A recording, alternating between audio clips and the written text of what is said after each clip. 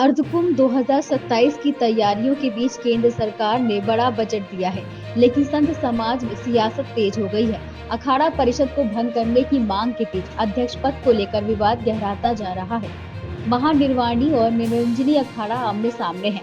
दोनों बहुमत का दावा कर रहे हैं। महंत रविंद्र पुरी ने निरंजनी अखाड़े पर गंभीर आरोप भी लगाए हैं। रविंद्र पुरी ने प्रेस वार्ता में खुद को अध्यक्ष बताते हुए 13 में से 8 अखाड़ों के समर्थन का दावा किया है, जिससे विवाद और भी बढ़ गया। अब बड़ा सवाल ये है कि सिर्फ 5 अखाड़ों के समर्थन वाले पक्ष को शासन कार्यक्रमों में तवज्जो क्यों, जबकि रविंद्र पुरी बहुमत का दावा कर रहे हैं। यही विवाद की असल जड़ है। प्रवक्ता बाबा हठयोगी ने कहा, शासन गुमराह है, बहुमत वालों को ही अध्यक्ष माना जाए। विवाद में संतों के साथ किसान मोर्चा और राजनीतिक दल भी कूद पड़े हैं। महान शुभम गिरी ने 13 अखाड़ों की बैठक कर नए गठन की बात कही, तो वहीं किसान नेता भोपाल सिंह चौधरी ने भी शासन की मंशा पर सवाल खड़े कर दिए। सूत्रों के मुताबिक समाधान ना हुआ तो अर्धकुंभ 2027 की व्यवस्थाएं प्रभावित हो सकती हैं। अब देखना होगा शासन क्या फैसला लेता है। अध्यात्म जगत से इस समय बड़ी खबर सामने आ रही है, जहां सोशल मीडिया का बाजार अखाड़ाओं की चर्चाओं से गर्म है।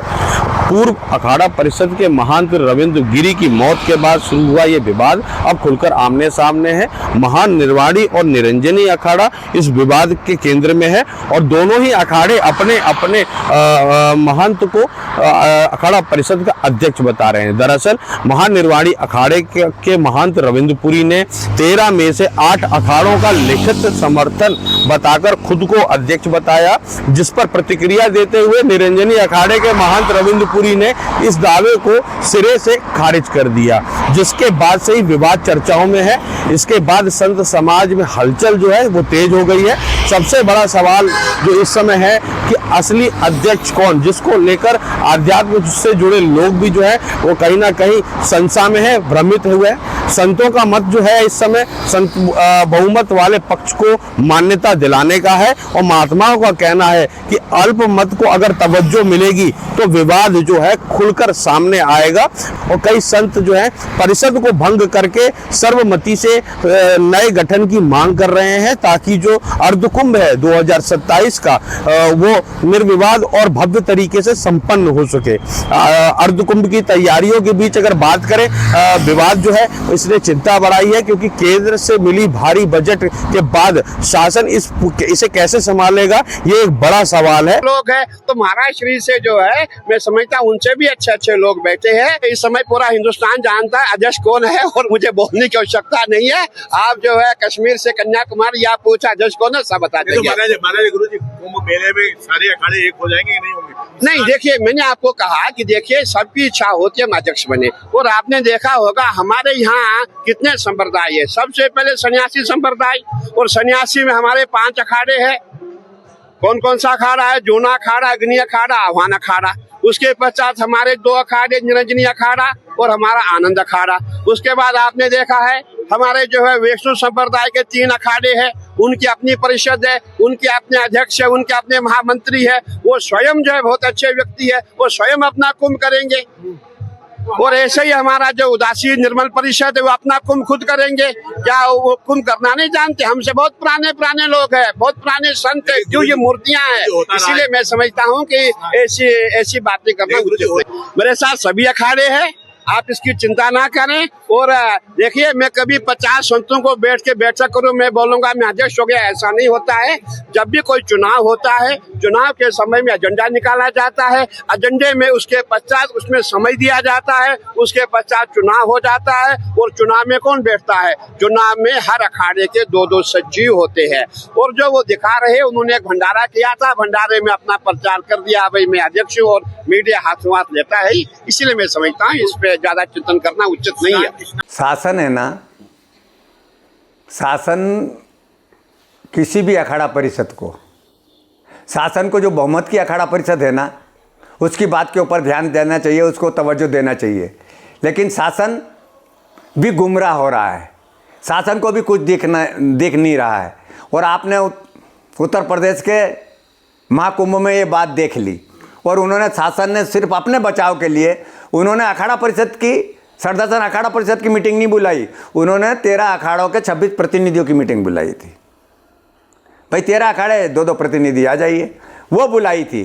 तो ये जिस तरह की गुमराह वाली जो बात कर रहे हैं और हो रहा है ना, ये सरासर गलत है। अगर उनको बुलाना भी चाहिए और ये होना चाहिए तो भाई जिस अखाड़ा परिषद के बाद बहुमत है वो अखाड़ा परिषद का अध्यक्ष है। अखाड़ा परिषद में मैं अध्यक्ष हूँ और हमारे महामंत्री है निर्मोही अखाड़े के श्रीमंत राजेंद्र दास। अभी कितने अखाड़े हैं? हमारे साथ में 8 अखाड़े, महानिर्वाणी, अटल अखाड़ा, निर्मोही अणीय अखाड़ा, दिगंबर अणीय अखाड़ा, निर्वाणी अणीय अखाड़ा, बड़ा उदासीन अखाड़ा, नया उदासीन अखाड़ा और निर्मल अखाड़ा। टोटल 13 अखाड़े में से 8 अखाड़ों का आपको समर्थन बिल्कुल है, लिखित रूप में भी है और चयनित रूप से जो लोकतांत्रिक प्रक्रिया है उसके तहत में अखाड़ा परिषद 4 संप्रदाय की है, इसमें सन्यासी, उदासी, वैष्णव और निर्मल चारों के प्रतिनिधि अखाड़ा परिषद में हमारी में है। सिंहस्थ को लेकर अधिकारियों से क्या चर्चा? सिंहस्थ को लेकर सूक्ष्म चर्चा हुआ है क्योंकि अभी कोई नोटिफिकेशन जारी नहीं हुआ सरकार का। जब अधिसूचना जारी होगा और शासन के द्वारा जब वैधानिक रूप से मीटिंगें आयोजित होंगी उसके बाद चर्चा होगा। लेकिन सिंहस्थ को तैयारियों को लेकर के जितना मैंने थोड़ा कल से मैंने देखा उज्जैन में काफी विकास के काम हो रहे हैं, आम जनता को भी सुविधा रहेगी, श्रद्धालुओं को भी और उज्जैन नगर के निवासियों को भी। नहीं, हमको तो चुना गया, वो तो नरेंद्र गिरी जी की मृत्यु के 1 महीने बाद ही हमारा चुनाव हुआ। देखिए, महानिर्वाणी और निरंजनी अखाड़ा पहले महंत ज्ञानदास जी थे, फिर महंत नरेंद्र गिरी जी को अखाड़ा परिषद का अध्यक्ष बनाया। उनकी मृत्यु के बाद एक पद खाली था, फिर उसके बाद रविंद्रपुरी जी के दोनों अलग अलग पक्ष में चुनाव हुआ। लेकिन और अच्छा होगा वार्ता कर लें क्योंकि अधिकांश निरंजनी अखाड़े के भी अध्यक्ष रहे हैं और महंत ज्ञानदास जी निर्मोही अखाड़े के अध्यक्ष बने थे। और अब देखिए दोनों पक्ष बैठेंगे, सहानुभूति होगी और हमारे जो 13 के 13 अखाड़े सनातन का धरोहर है और 13 के 13 अखाड़े फैसला लेंगे इसमें। तो ये है तो अर्धकुंभ के चक्कर में हमें कहना चाह रहे हैं कि अखाड़ों ने कहा है कि हम यहाँ पर स्नान करेंगे। प्रयागराज में भी बैरागी लोग माघ मेला लगाते हैं, तो उज्जैन में भी लगाते हैं, नासिक में भी लगाएंगे। तो उस कारण से उन्होंने को कहा था इसको सूक्ष्म किया जाए। लेकिन अगर परंपरागत जो कुंभ का स्नान है, जो अखाड़े की मीटिंग है, वो मीटिंग होगी जल्दी, यथाशीघ्र वो कमेटी फैसला लेगी। दोनों पक्षों में समन्वय बनाने के लिए तो क्या प्रयास होंगे संत समाज? लेकिन देखिए अखाड़े का फैसला है, 13 के 13 अखाड़े बैठेंगे। मैं चाह रहा हूँ कि 13 के 13 अखाड़े बैठे, आपस में सहमति करें, सहानुभूति हो जाएगी तो अखाड़ा परिषद बढ़िया से चलेगा। क्योंकि तो कुछ अखाड़ों का मत है कि यहाँ अर्धकुंभ ना करके वहाँ पर कुंभ का व्यवस्था की जाए, क्योंकि अर्धकुंभ अनादिकालों से चल रहा है और 2 क्षेत्रों में अर्धकुंभ होता है, प्रयागराज और हरिद्वार में। लेकिन किसी ने मांग की थी कि कोरोना ने कुंभ को हुआ नहीं दिव्या भव्या, तो यहाँ के सामाजिक संगठनों ने मांग की थी कि उस तरह से कुंभ लगे। लेकिन ये परंपरा जो अर्ध कुंभ की ऐसे कुंभ करना ये गलत है, शास्त्र विरुद्ध कार्य है। लेकिन जहाँ तक अखाड़ा परिषद की बात है, अखाड़ा परिषद के 2 गुटों में बांटी हुई है और अभी इसके चुनाव होंगे, निष्पक्ष चुनाव होंगे और अखाड़ा परिषद इसमें फैसला लेगा। जो भी जिसको भी अध्यक्ष बनाएंगे तो अखाड़ा परिषद ही बनाएगा। देखिए, आगामी कुंभ किसके पहले जो है स्नान के, जो कल भी माननीय जिलाधिकारी जी ने उन्होंने कल बात की भी थी कि जो स्नान है वो तो पूर्व की भांति वो रहेंगे ही रहेंगे यहाँ पर। लेकिन मुझे थोड़ा डाउट इस प्रकार से है कि जो सरकार के से संबंधित है, जो सरकार की मदद करते हैं, जो सरकार को वोट दिलवाते हैं, उन अखाड़ों को ही यहाँ पर मुझे ऐसा लगता है कि ज़मीन जगह उनको टेंट पंडाल दिए जाएंगे, उनको आगे किया जाएगा। बाकी जो लोग सरकार के विरोध में, ये लोग उनको तवज्जो नहीं देंगे, बल्कि उनकी जो ज़मीन थोड़ी बहुत होगी भी उनको भी छीनने का प्रयास कर रही है सरकार। प्रदीप यदुवंशी की रिपोर्ट, दैनिक भास्कर, हरिद्वार। राजनीति हो या क्रिकेट, देश विदेश की ब्रेकिंग हो या आपके मोहल्ले की बड़ी खबर, सब मिलेगा एक ही ऐप में, सबसे तेज और भरोसेमंद। अभी डाउनलोड करें दैनिक भास्कर डिजिटल।